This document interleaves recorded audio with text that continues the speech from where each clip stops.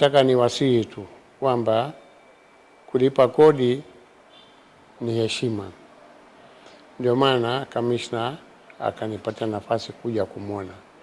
Isingekuwa kama silipi kodi, basi nisingepata hiyo heshima. Sasa tuwe tunajua unapolipa kodi, basi heshima yako inazidi. Kwa hiyo nasisitiza tu Watanzania tuwe na utamaduni wa kulipa kodi na tuone fahari kwamba tunalipa kodi. Siku hizi tunaona kwamba kila mkoa, kama sio kila wilaya, ina huduma ya afya. Kuna X-ray machine. Zamani kulikuwa hakuna vitu kama hivyo, ilikuwa ni Muhimbili peke yake.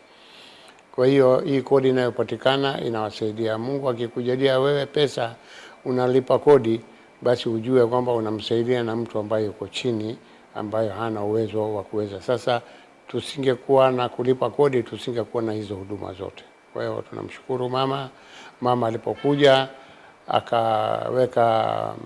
akasema kwamba tuwe nalipa kodi kwa hiari, sio kwa mtutu wa bunduki ambayo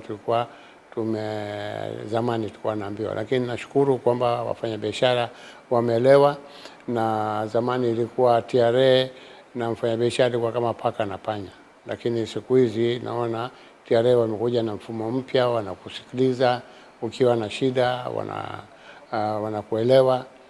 Kwa hiyo tuwe kuja kulipa kodi kwa hiari ili tuweze tukaleta maendeleo kwenye nchi, na hakuna nchi duniani ambayo inapata maendeleo bila kodi. Kwa hiyo kodi ni muhimu sana, na nasisitiza tu kwamba tuendelee kulipa kodi. TRA, pamoja tunajenga taifa letu.